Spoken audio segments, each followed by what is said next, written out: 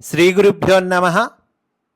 యోగము భారతీయత, ఇది మాస్టారి ప్రసంగ గ్రంథము. ఆ గ్రంథములోని అంశాలను చెప్పుకుంటూ ఉన్నాము. నిజమైన విద్య అంటే ఏమిటి అని మాస్టారు తెలియచేస్తూ ఉన్నారు. ఆ సందర్భంలో ఉన్నాము. మాస్టారు చెబుతూ ఉన్నారు, మనకి అర్హత అనేది, సాధ్యత అనేది సాధించుకోవాలి.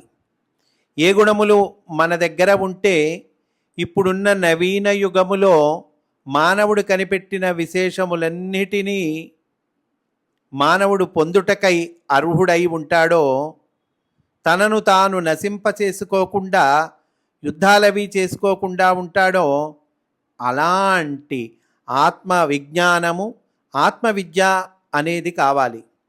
అది ఉన్నప్పుడు ఇంకా ఏ సాంకేతిక పరిజ్ఞానములు ఉన్నా రాణిస్తాయి. అది లేనప్పుడు ఏ సాంకేతిక పరిజ్ఞానము ఉన్నా ఏమీ లాభం లేదు. కనుక కావాల్సింది ఏంటండి? ఆత్మవిజ్ఞానము, ఆత్మవిద్య, ఇవి కావాలండి. ఇవి గనక ఉంటే సాంకేతిక పరిజ్ఞానములు ఈ నవీన యుగంలో మనము, ఈ ఆధునిక కాలంలో మనం సాధించాం కదండి. కనుక అసలైంది ఇవి ఉంటే కనుక ఆ సాంకేతిక పరిజ్ఞానాలు ఉన్నా రాణిస్తాయి.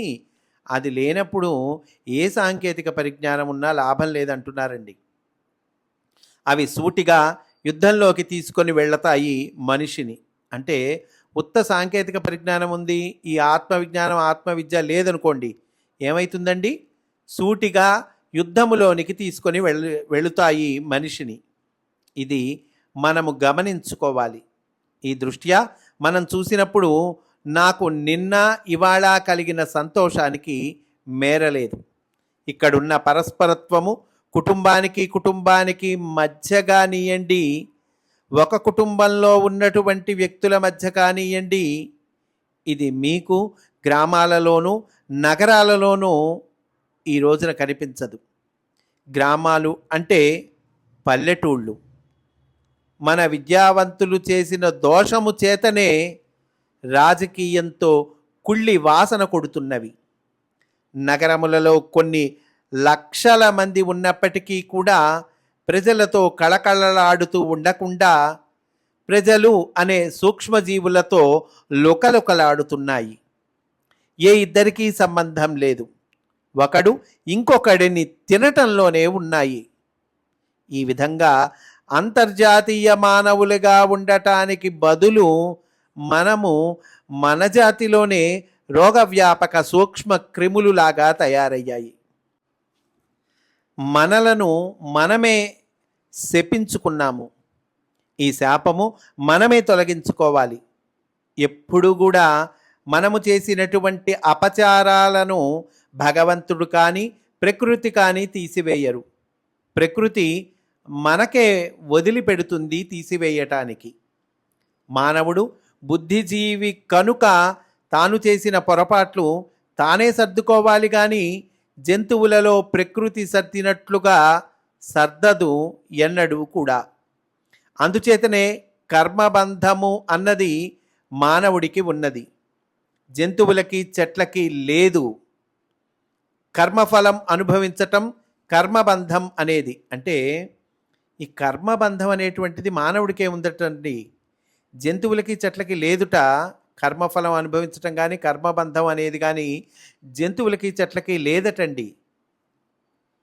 ఒక పొరపాటు చేస్తే దానికి శిక్ష అనుభవించటము కానీ, ఒక మంచి పని ఏదన్నా చేస్తే దానికి విశేషమైన సుఖము అనుభవించటము కానీ ఒక్క నరజన్మకే కానీ మిగతా జన్మలకు లేదు. మిగతా జన్మలన్నీ ప్రకృతి ఇచ్చినవి తినటము, అక్కడ మాట్లాడక ఊరుకోవటము, అంతవరకే. కనుక నరజన్మ అనేది ఒక చక్కని సదవకాశము. నరజన్మ ఉత్తమము అని అనుకునే మూర్ఖులు ఉన్నారు. నరజన్మ దుర్లభము అనే అవకాశము అని చెప్పిన పెద్దలు దర్శనము చేసిన వారు ఉన్నారు. అంటే నరజన్మ దుర్లభమండి, అదొక చక్కని అవకాశము అని చెప్పినటువంటి పెద్దలున్నారు అంటున్నారు. దర్శనం చేసిన వాళ్ళు ఉన్నారటండి. అంటే ఇప్పుడు ఉత్తమము, దుర్లభము ఈ రెండిటికి చాలా తేడా ఉన్నది. డార్విన్ కానీ అతని అనుచరులు కానీ నరజన్మ ఉత్తమము అని చెప్పగలిగిన గురుడ్డితనము స్థితిలో ఉన్నారు. కనుక ఆ శాస్త్రాలు చదువుకున్నప్పుడు మనము మళ్ళీ అందులోకే వెళుతున్నాము. సమస్త జీవరాశులలో నరజన్మ ఉత్తమము గనుక అనుకున్నట్లయితే ఒక 100 కుక్కలు సభ చేసుకొని సమస్త జీవరాశులలో కుక్క జన్మ ఉత్తమము అని అనుకున్నవి అనుకుందాము. అంటే ఉదాహరణకి కొన్ని 100 కుక్కలు సభ చేసి కుక్క జన్మ ఉత్తమము అన్నిటికీ అని సభ చేసి తీర్మానం చేసినవి అనుకుంటే దానికి దీనికి తేడా ఏమిటి? మనకు ఆచార్య పురుషులైన పెద్దలు ఏమి చెప్పారంటే నరజన్మ ఉత్తమము అని చెప్పలేదు, నరజన్మ దుర్లభము అని చెప్పారు. జంతువునాం నరజన్మ దుర్లభం. నరజన్మ మిగిలిన జన్మల కంటే ఉత్తమమేమీ కాదు, అది గొప్ప అవకాశము. అవకాశం అనగా దానిని వినియోగపరుచుట మన మీదనే ఆధారపడి ఉంటుంది. తాళం చెవులు మనతోనే ఉంటాయి, ఇంకా ఎవ్వరితోనూ కాదు. అన్నిటికంటే పెద్ద తాళపు చెవి ఏమిటి? మనకు నరజన్మ అనే అవకాశము భగవంతుడు ఇవ్వటము. చూడండి, అన్నిటికన్నా పెద్ద తాళం చెవ్వటండి. ఏంటండి అది? మనకు భగవంతుడు నరజన్మ అనేటువంటి అవకాశం ఇవ్వటంట. అంతకన్నా పెద్ద తాళపు చెవి ఉండదు. ఇంకేదో తాళపు చెవి భగవంతుడు ఇవ్వాలని కూర్చునే సోమరులకు ఆయనేమీ చెయ్యడు. ఇంకొక జన్మ ఎత్తమని అలా వదిలేస్తాడు. చాలా ఇంపార్టెంట్ అండి ఈ విషయం. ఇంకేదో భగవంతుడు చెయ్యాలి అనుకుంటాం మనం. అయ్యా, నరజన్మ ఇచ్చాడు భగవంతుడు, అదే పెద్ద అవకాశం అయ్యా, అదే పెద్ద తాళపు చెవి. ఇంకా ఏదో భగవంతుడు చెయ్యాలి అని కూర్చునే సోమరులకు ఆయన ఏం చెయ్యడు అంటున్నారండి మాస్టారు. ఇంకొక జన్మ ఎత్తమని అలా వదిలేస్తాడు అంతే అంటున్నారు. కనుక కర్తవ్య నిర్వహణము, సత్కర్మాచరణము, కరచరణాదులు మనకు ఉన్నందుకు ఇరుగు పొరుగు వాడికి మనము ఉపయోగపడే పద్ధతి, దీనికి కావలసిన సాధనలో సనాతన ధర్మము అనేది మూర్తి కట్టి ఉన్నది. ప్రాచీనమైన ఆధ్యాత్మిక న్యాయము ఒకటి కలదు. దాని కారణముగా నరుడు ప్రకృతిలోని న్యాయమును పాటించక తప్పదు. అది ఏ పారస్పర్యము. ఒక రహస్యము మనము గ్రహించవలసి ఉన్నది. ఎవరూ కూడా తనకు తానుగా ఉపయోగపెట్టుకోవటం ఉండదు.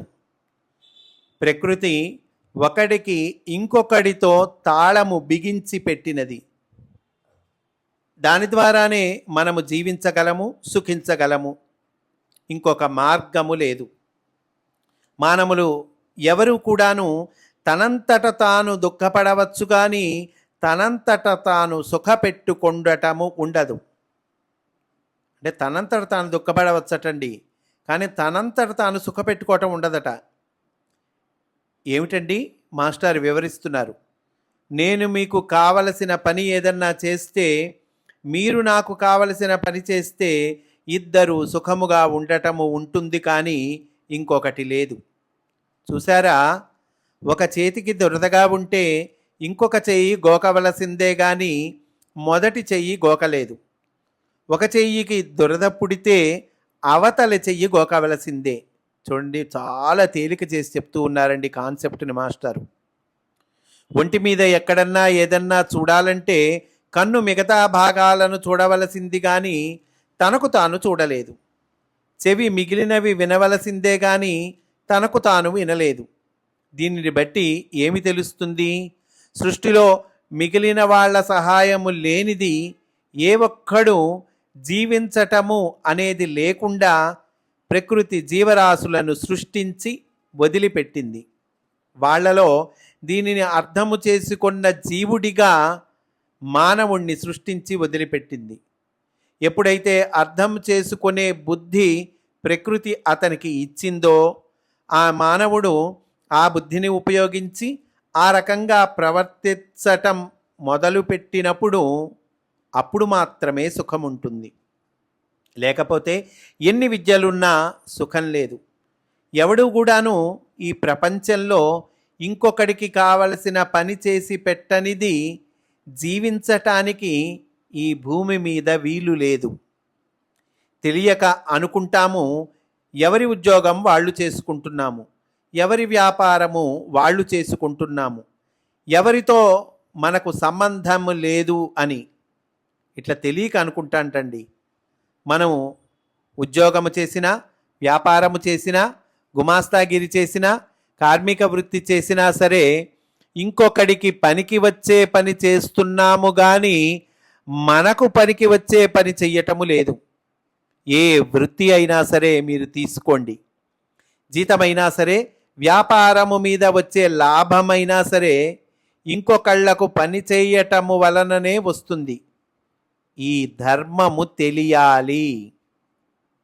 ఎవరైనా ప్రొద్దుటి నుంచి సాయంత్రము దాకా 10 గంటల నుండి 5 గంటల దాకా నున్నగా తన గడ్డం తాను చేసుకొని, తన స్నానం తాను చేసుకొని, తన వళ్ళు తాను రుద్దుకొని, తన బోట్లు తాను పాలిష్ చేసుకుంటే జీతం ఎవడన్నా ఇస్తాడా?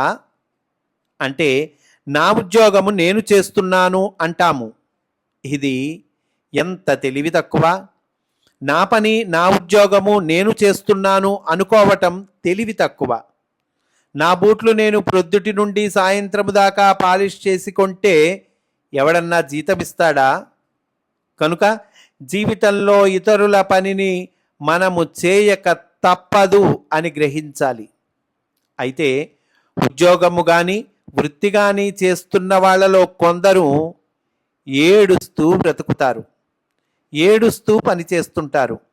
కొందరు నవ్వుతూ బ్రతుకుతారు, నవ్వుతూ పని చేస్తుంటారు. నవ్వుతూ బ్రతికిన వారికి నవ్వు దక్కుతుంది, సంతోషముగా బ్రతికిన వాడికి సంతోషము దక్కుతుంది. నరజన్మలో ఇవన్నీ ప్రకృతి పెట్టి ఉంచింది.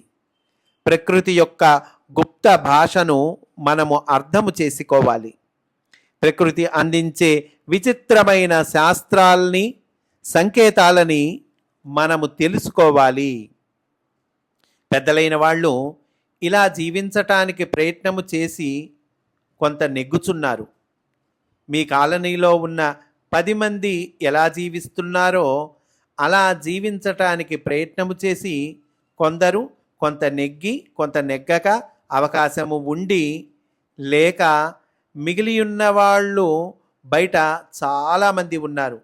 అందుకని నాకు మీ మధ్యన ఉండటము చాలా సంతోషము కలిగించిందని చెప్పాను. ఎక్కడెక్కడైతే ఇలాంటి కాలనీల వంటివి ఉన్నాయో జనులు ఉండటానికి వాసము అక్కడే ఉంటుంది. ఆఫీసు పెద్ద దూరం ఉండదు, అక్కడే ఉంటుంది. అన్నిటికీ ఏర్పాట్లు ఒకచోటనే ఉంటాయి. ఎక్కువ కాలహరణము ఉండదు, అంటే టైం వేస్ట్ ఉండదండి. ఈ అవకాశము తెలిసిన వాడికి, సద్వినియోగము చేసుకునేవాడికి ఉన్నది. ఆ తేడా తెలియని వానికి అవకాశము ఉన్నా అందదు. సదవకాశము అనేది తెలిసిన వానికి చాలా ఉంటుంది, లేకపోతే తెలియని వాడికి ఉపయోగము లేదు. మీరు చేసుకుంటున్న ఈ పరమ పవిత్రమైన యజ్ఞము విషయమే చూడండి. ఈ దృష్టి లేకపోతే ఒకే కాలనీలో ఉండి కూడాను చేసుకోని వాళ్ళు ఉన్నారు కదా. కొన్ని చోట్లలో నేను ఈ కారణముల చేత చాలా సంతోషము కలిగిందని చెప్పాను. మొట్టమొదటగా నేను హృదయపూర్వకముగా కోరేది ఏమిటంటే ఈ వాతావరణము మీకు 10 కాలాల పాటు ఇలాగే నడుస్తూ ఇంకా వర్ధిల్లుగాక అని. అంటే ఆ కాలనీలో అందరూ చక్కగా గ్రూప్ లివింగు, మాస్టర్ సేవ చేసుకుంటూ ఉన్నారండి. అంటే మాస్టర్ సేవ అంటే మాస్టర్ చెప్పినటువంటి హోమియో సేవ అలాంటివన్నీ చక్కగా పాటిస్తూ ఉన్నారు. చిన్న ఊరు, అందువల్ల మాస్టారు సంతోషాన్ని వ్యక్తం చేస్తూ ఉన్నారండి. ఈరోజు ఇక్కడితో పూర్తి చేసుకుందాము. రేపు కూడా ఇదే అంశంలోని విశేషాలను చెప్పుకుందాము అని సవినయంగా మనవి చేసుకుంటూ స్వస్తి. వాసుదేవా.